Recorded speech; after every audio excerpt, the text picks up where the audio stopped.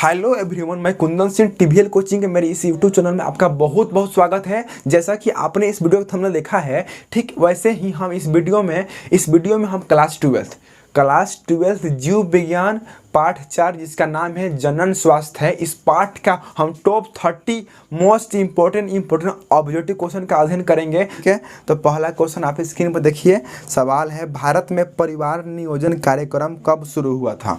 तो option number ए 1941, B 1951, सी 1961 कि D 1971। तो परिवार नियोजन एक अभियान था, हमारे देश में चलाया गया था। इस अभियान के अंतर्गत जनसंख्या पर नियंत्रण लगाया जाता है। इस अभियान के अंतर्गत कई नारे भी दिए गए थे, जिसे हम दो हमारे दो, मतलब क्या, पति पत्नी दो और उनकी संतानें भी दो, ताकि जनसंख्या विस्फोट न हो सके और आबादी कम से कम रहेगा तो पर्यावरण का संतुलन बना रहेगा। तो ऑप्शन नंबर जो बी होगा इसका सही उत्तर होगा 1951 में। याद रखिएगा, परिवार नियोजन भारत में 1951 में लागू हुआ था।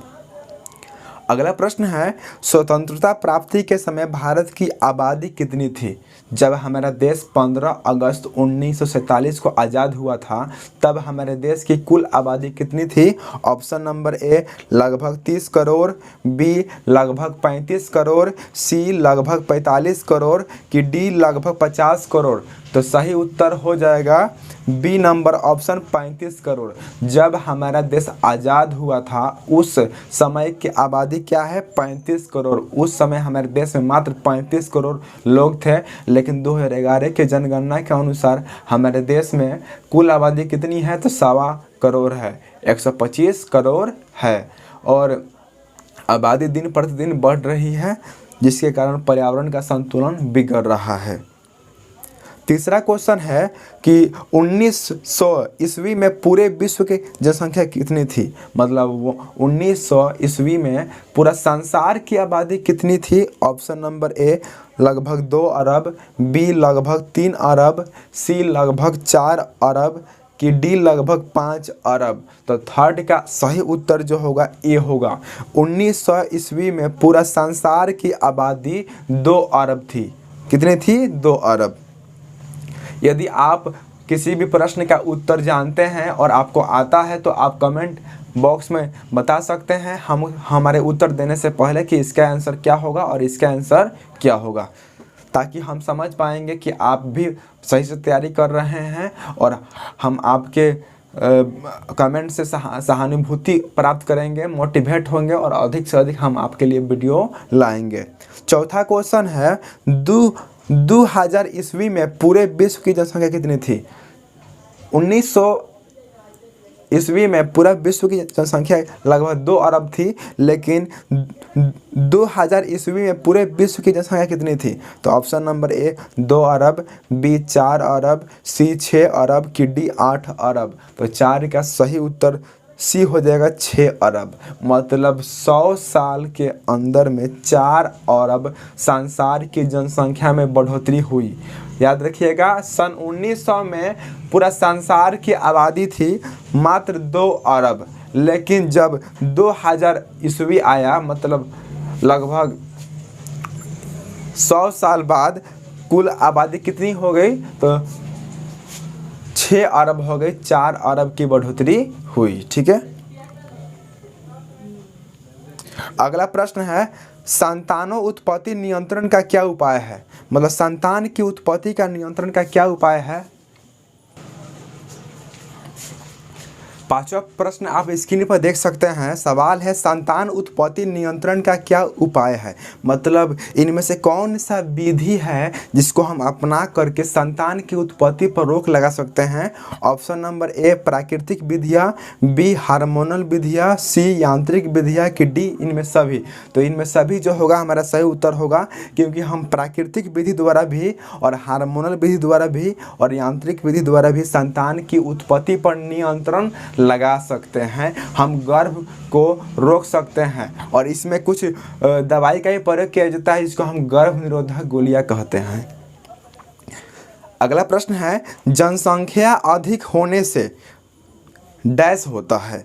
ऑप्शन नंबर ए प्रति व्यक्ति आय कम हो जाएगी, बी प्रति व्यक्ति आय अधिक हो जाएगी, सी जनसाधारण का स्वास्थ्य अच्छा हो जाएगा, कि डी प्राकृतिक संपदाओं में वृद्धि होगी। तो 6 नंबर सवाल का राइट ऑप्शन ए होगा। यदि जनसंख्या में अधिक वृद्धि होगी तो प्रति व्यक्ति आय जो होगा कम होने लगेगा, क्योंकि एक आदमी की जो कमीनी होगी कम होने लगेगी। किसी फैक्ट्री में कम लोग हैं तो सबको अधिक अधिक रकम मिलेगा, और यदि किसी फैक्ट्री में अधिक लोग हैं तो सबको कम कम रकम मिलेगा, इसलिए प्रति व्यक्ति आय कम हो जाएगी जनसंख्या के बढ़ जाने से। ठीक है, अगला प्रश्न है, इनमें से कौन यौन संचारित रोग है? यौन संचारित रोग को हम लिंग संचारित रोग भी कहते हैं, या इसको हम STD भी कहते हैं, सेक्सुअल ट्रांसमिटेड डिजीज। ठीक है, तो option number A AIDS, B gonorrhoea, C urethritis और डी इनमें सभी। तो सभी ही इसमें सही उत्तर होगा, क्योंकि एड्स, गोनोरिया, यूरेथ्राइटिस तीनों जो हैं STD रोग हैं, यौन संचारित रोग है। तो इसका सही उत्तर जो होगा ऑप्शन नंबर डी हो जाएगा, इनमें सभी। अगला प्रश्न आप स्क्रीन पर देख सकते हैं, सवाल है एमनियोसेंटेसिस के द्वारा जांच किया जाता है। ऑप्शन नंबर ए भ्रूण का स्वास्थ्य, बी लिंग, सी आनुवांशिक संरचना, की डी इनमें सभी। तो 8 नंबर सवाल का सही उत्तर जो होगा डी होगा, इनमें सभी, क्योंकि एमनियोसेंटेसिस के द्वारा हम भ्रूण का स्वास्थ्य भी जांच सकते हैं, लिंग के बारे में भी हम जांच कर सकते हैं, और आनुवांशिक संरचना मतलब खानदानी बनावट के बारे में हम जांच विचार कर सकते हैं। तो इसलिए 8 नंबर सवाल का सही उत्तर जो होगा डी होगा, इनमें सभी। अगला प्रश्न है टेस्ट ट्यूब बेबी, इसको हम परखनाली शिशु भी कहते हैं। टेस्ट ट्यूब बेबी प्रक्रिया में प्रारंभिक भ्रूण का स्थानांतरण किसमें कराया जाता है? ऑप्शन नंबर ए फैलोपियन नलिका, बी गर्भाशय में, कि सी दोनों में, कि डी इनमें से कोई नहीं। तो 9 नंबर सवाल का सही उत्तर जो होगा ऑप्शन नंबर ए होगा, फैलोपियन नलिका। हम टेस्ट ट्यूब बेबी प्रक्रिया में प्रारंभिक भ्रूण का स्थानांतरण हम फैलोपियन नलिका में करा सकते हैं। फैलोपियन नलिका जो होता है स्त्री में होता है, और फैलोपियन नलिका को हम अंडवाहिनी भी कह सकते हैं। और यदि स्त्री में नसबंदी करना हो तो हम फैलोपियन नलिका को ही काट कर बांधते हैं, तो स्त्री नसबंदी होता है। और यदि पुरुष नसबंदी करना हो तो पुरुष का हम शुक्रवाहिका काट कर बांधते हैं, तो इसे हम पुरुष नसबंदी कहते हैं। तो इसलिए 9 नंबर सवाल का सही उत्तर जो होगा ऑप्शन नंबर ए हो जाएगा। अगला प्रश्न है यौन संचारित रोगों की जांच किसके द्वारा की जाती है? ऑप्शन ए DNA संकरण द्वारा, कि बी पॉलीमरेज चेन प्रतिक्रिया द्वारा, हम इसको PCR भी कह सकते हैं, कि सी इलेसा द्वारा, कि डी इनमें सभी। तो 10 का सही उत्तर भी डी होगा, ऑप्शन नंबर डी होगा, इनमें सभी होगा, क्योंकि हम यौन संचारित रोग यानी लिंग संचारित रोग यानी STD यानी सेक्सुअल ट्रांसमिटेड डिजीज का हम जांच DNA संकरण के द्वारा भी कर सकते हैं, पॉलीमरेज चेन प्रतिक्रिया यानी PCR के द्वारा भी कर सकते हैं, और इलिसा के द्वारा भी हम कर सकते हैं। ठीक है, और यौन संचारित रोग किसे कहते हैं? तो वैसी बीमारियां जो यौन संबंधित नियमों का पालन नहीं करने से होती है, उसे हम यौन संचारित रोग कहते हैं। वैसी बीमारियां जो यौन संबंधित नियमों का पालन नहीं करने से होती है, उसे हम यौन संचारित बीमारियां कहते हैं। अगला प्रश्न है निम्न में से कौन औषधि रहित UD है? Option A CU, B Lippes loop, C copper T, की डी इनमें से कोई नहीं। तो 11 का सही उत्तर जो होगा बी होगा, लिपेस लूप जो होगा सही उत्तर होगा, क्योंकि यही औषधि रहित है। औषधि रहित का मतलब औषधि नहीं है, औषधि सहित होता तो औषधि है।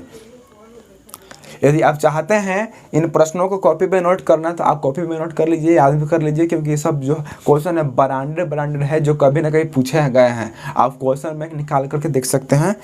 अगला प्रश्न है जनन एवं बाल स्वास्थ्य सेवा कार्यक्रम निम्न में से किस नाम से प्रसिद्ध है? Option A RCH, B FCH, C SCH, की डी HCH। तो 12 का सही उत्तर जो होगा ए होगा, क्योंकि जनन एवं बाल स्वास्थ्य सेवा कार्यक्रम RCH नामक संस्था के अंतर्गत ही आता है। अगला प्रश्न है दंपति के बंधे होने का कारण निम्न में से कौन सा हो सकता है। दंपति का बंध होने का मतलब क्या होता है, बांझ होना, बांझपन होना, वह संतान को जन्म नहीं दे सकता है। और ये बांझपन नामक स्थिति सिर्फ स्त्रियों में नहीं होती है, पुरुषों में भी होती है। तो इसका ऑप्शन नंबर ए जन्मजात, बी रोगजन्य, कि सी शारीरिक, कि डी इनमें सभी। तो 13 का सही उत्तर जो होगा डी होगा, इनमें सभी। क्योंकि बांझपन जो होता है वो जन्मजात भी हो सकता है, ये बीमारी भी हो सकती है, और शारीरिक हार्मोन के कमी के द्वारा भी हो सकता है। क्योंकि किशोरावस्था में हमारे शरीर में अंतःस्रावी ग्रंथियों के द्वारा कुछ केमिकल निकलते हैं, हार्मोन निकलते हैं, जिसको हम जनन हार्मोन कहते हैं। और यदि ये हार्मोन आवश्यकता से अधिक या कम निकलते हैं तो इस तरह की परिस्थिति उत्पन्न होती है।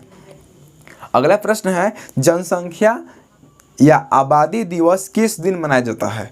ऑप्शन ए 31 जुलाई, बी 21 जुलाई, सी 11 जुलाई, कि डी 11 अगस्त। तो 14 का सही उत्तर आप देख सकते हैं ऑप्शन नंबर बी जो होगा राइट ऑप्शन होगा। जनसंख्या दिवस मतलब आबादी दिवस प्रत्येक वर्ष 21 जुलाई को मनाया जाता है।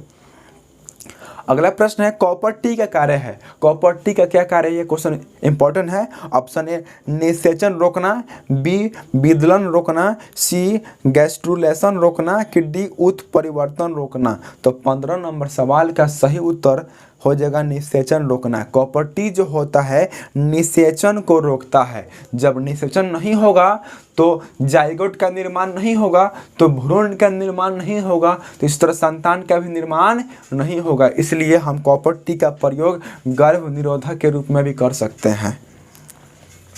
अगला प्रश्न है जनन स्वास्थ्य से क्या तात्पर्य है। जनन स्वास्थ्य से क्या तात्पर्य है। ऑप्शन ए व्यवहारात्मक स्वास्थ्य, बी भावात्मक स्वास्थ्य, कि सी शारीरिक स्वास्थ्य, कि डी सभी। तो 16 का सही उत्तर जो होगा ए होगा, क्योंकि जनन स्वास्थ्य से व्यवहारात्मक स्वास्थ्य जो होगा इसका राइट ऑप्शन होगा। अगला प्रश्न है निम्न में से कौन सी तकनीक पुरुषों से संबंधित है। ऑप्शन नंबर ए मुख्य गोली, बी ट्यूबेक्टोमी, सी वेस्कोटोमी, और डी इनमें से कोई नहीं। तो 17 का सही उत्तर जो होगा ऑप्शन नंबर सी जो होगा सही उत्तर हो जाएगा। वेस्कोटोमी जो होगा राइट ऑप्शन होगा, यही पुरुषों से संबंधित तकनीक है। अगला प्रश्न है प्रति 1000 व्यक्तियों में जन्म लेने वाली संख्या को कहते हैं। प्रति 1000 व्यक्तियों में जन्म लेने वाली संख्या को कहते हैं। ऑप्शन नंबर ए प्रजनन दर, बी लगभग जन्म दर, सी वृद्धि दर, कि डी गर्भधारण दर। तो 18 नंबर सवाल का राइट ऑप्शन जो होगा बी नंबर होगा लगभग जन्म दर। प्रति 1000 व्यक्तियों में जन्म लेने वाली संख्या को हम क्या कहते हैं, जन्म दर। ठीक है, जन्म दर बढ़ता है तो जनसंख्या बढ़ती है, और जन्म दर घटता है तो जनसंख्या भी घटती है। अगला प्रश्न है वर्तमान समय में भारत में गर्भ निरोध की सर्वाधिक मान्य विधि निम्न में से कौन सी है। तो option number A diaphragm, B अंतःगर्भाशय युक्तियाँ, सी सर्वाइकल कैप, कि डी ट्यूबेक्टोमी। तो 19 का सही उत्तर जो होगा बी नंबर जो होगा राइट ऑप्शन होगा, क्योंकि वर्तमान समय में यानी प्रेजेंट टाइम में भारत में गर्भ निरोध की सबसे अधिक जो मान्य विधि है उसका नाम क्या है, अंतःगर्भाशय युक्तियाँ। इसी के द्वारा गर्भ का निरोधक किया जा रहा है, गर्भ को रोका जा रहा है। अगला प्रश्न सहेली है। सहेली क्या है। तो ऑप्शन नंबर ए महिलाओं के लिए बंधेकरण की शल्य विधि, ऑप्शन बी महिला के लिए मुखी गर्भ निरोधक, सी महिलाओं के लिए डायफ्राम, कि डी इनमें सभी। तो 20 नंबर सवाल का सही उत्तर जो होगा बी होगा, क्योंकि सहेली जो है महिलाओं के लिए गर्भ निरोधक गोली है। सहेली, माला एन और माला डी ये तीनों के तीनों दवाइयाँ जो है गर्भ निरोधक गोली है, जिसका प्रयोग स्त्रियाँ करती हैं। और सहेली नामक जो दवा होता है 21 दिन के बाद एक बार लेना पड़ता है। मतलब आज जिससे कोई ले लिया दवा, सहेली नामक दवा, फिर वो 21 दिन के बाद लेगा। ठीक है। अगला प्रश्न है, मादा में मुखीय गर्भ निरोधक निम्न में से किसे रोकती है? मादा में मुखीय गर्भ निरोधक निम्न में से किसे रोकती है? ऑप्शन ए निषेचन, बी रोपण, सी अंडोत्सर्ग, डी इनमें से कोई नहीं। तो 21 नंबर सवाल का सही उत्तर जो होगा अंडोत्सर्ग जो होगा राइट ऑप्शन होगा, क्योंकि गर्भ निरोधक जो होती है वह अंडा का उत्सर्जन रोकती है, क्योंकि फैलोपियन में नलिका में अंडाशय होता है और अंडाशय से ही अंडाणु का निर्माण होता है, और ये जो गर्भ निरोधक गोलियां होती है अंडाशय से अंडाणु बनने को रोकती है। अगला प्रश्न है, सगर्भता समापन कितने सप्ताह तक की अवधि का सुरक्षित माना जाता है? सगर्भ तक जो समाप्त हो जाता है, MTP इसको बोलते हैं, मेडिकल टर्मिनेशन ऑफ प्रेगनेंसी, यह कितने सप्ताह के बाद होता है? ऑप्शन ए 30 सप्ताह, बी 25 सप्ताह, सी 20 सप्ताह, कि डी 12 सप्ताह। तो 22 का सही उत्तर जो होगा डी होगा 12 सप्ताह। 1284 मतलब लगभग 3 महीना के बाद यह होता है। याद रखिएगा MTP जो होता है 12 सप्ताह के बाद होता है। MTP जो होता है मेडिकल टर्मिनेशन ऑफ प्रेगनेंसी यानी सगर्भता समापन जो होता है यह कितने दिनों के बाद होता है? तो 12 सप्ताह के बाद होता है। अगला प्रश्न है, रोध विधि निम्न में से कौन सी है? ऑप्शन ए डायफ्राम, बी निरोध, सी गर्भाशय गिरवा टोपी, कि डी इनमें सभी। तो 23 नंबर सवाल का ऑप्शन जो होगा ए होगा, क्योंकि रोध विधि जो है डायफ्राम के अंतर्गत आता है। अगला प्रश्न है, विद्यालय में यौन शिक्षा की पढ़ाई क्यों जरूरी है? विद्यालय में यौन शिक्षा की पढ़ाई क्यों जरूरी है? ऑप्शन ए यौन संचारित रोगों एवं एड्स की जानकारी के लिए, कि बी यौन संबंधित गलत धारणाओं से छुटकारा पाने के लिए, कि सी सुरक्षित एवं स्वच्छ यौन क्रियाओं के लिए, कि डी इनमें सभी। तो सभी के सभी जो ऑप्शन होंगे सही होंगे। यदि हम विद्यालय में यौन संचारित बीमारियों के बारे में या यौन संबंधित शिक्षा का अध्ययन कराएंगे तो बच्चे यौन संबंधी बीमारियों से बचे रहेंगे, क्योंकि उनको मालूम होगा कि हम इस तरह रहेंगे तो ये बीमारी हमको नहीं होगी। अगला प्रश्न है, अंडवाहिनी में सीधे युग्मक प्रवेश की तकनीक है? Option A IVF, B MTS, C ET, कि डी पोस्ट। तो 25 नंबर सवाल का सही उत्तर ऑप्शन नंबर ए जो होगा राइट ऑप्शन होगा IVF। अगला प्रश्न है, 26 नंबर, ओरल पिलो का अवयव और निम्न में से कौन है? Option A relaxin, B progesterone, C oxytocin, कि डी इनमें से कोई नहीं। तो 26 नंबर सवाल का ऑप्शन बी होगा प्रोजेस्टेरोन जो होगा इसका सही उत्तर होगा। और प्रोजेस्टेरोन जो है एक जनन हार्मोन भी है जो जनन ग्रंथि से निकलता है। अगला प्रश्न है, सेंट्रल ड्रग रिसर्च इंस्टीट्यूट कहाँ है? Option A Lucknow, B Allahabad, C Delhi, कि डी पुणे। तो 27 नंबर सवाल का राइट ऑप्शन जो होगा लखनऊ होगा। याद रखिएगा सेंट्रल ड्रग रिसर्च इंस्टीट्यूट जो है लखनऊ में स्थित है, और लखनऊ कहाँ है? तो उत्तर प्रदेश में है। अगला प्रश्न है, निम्न में से कौन हार्मोन मोचक IUD है? Option A copper 7, B copper T, C LNG20, कि D multi load 375 copper T। तो 28 का सही उत्तर जो होगा ऑप्शन नंबर सी जो होगा राइट ऑप्शन होगा, क्योंकि इनमें से कौन हार्मोनल मोचक IUD है? तो ऑप्शन नंबर सी यानी LNG20 जो है इसका राइट ऑप्शन हो जाएगा। अगला प्रश्न है जो कि इस वीडियो का सेकंड लास्ट क्वेश्चन है, ध्यान से सुनिए। कॉपर T से निकलने वाले आयन होते हैं ऑप्शन ए AU के, बी CU के, सी Fe के, कि डी Ag के। तो 29 नंबर सवाल का सही उत्तर जो होगा ऑप्शन नंबर बी जो होगा इसका सही उत्तर हो जाएगा CU के। लास्ट क्वेश्चन है, जनन स्वास्थ्य को एक लक्ष्य के रूप में राष्ट्रीय स्तर पर जनात्मक स्वास्थ्य समाज को प्राप्त करने की कार्य योजना बनाने वाला विश्व का पहला देश कौन है? Option A America, B England, C Bharat, की डी रूस। तो इसका सही उत्तर जो होगा सी नंबर जो होगा भारत होगा, क्योंकि भारत में ही सबसे पहले जनन स्वास्थ्य को एक लक्ष्य के रूप में राष्ट्रीय स्तर पर जननात्मक स्वास्थ्य समाज को प्राप्त करने की कार्य योजना बनाने का पहला विश्व का पहला देश है, भारत ही है। ठीक है, तो इस तरह अब हम मिलेंगे इसके आगे वाले वीडियो में। यदि आप उस वीडियो को देखना चाहते हैं तो कमेंट बॉक्स में कमेंट कीजिए, हम बहुत जल्दी मिलेंगे।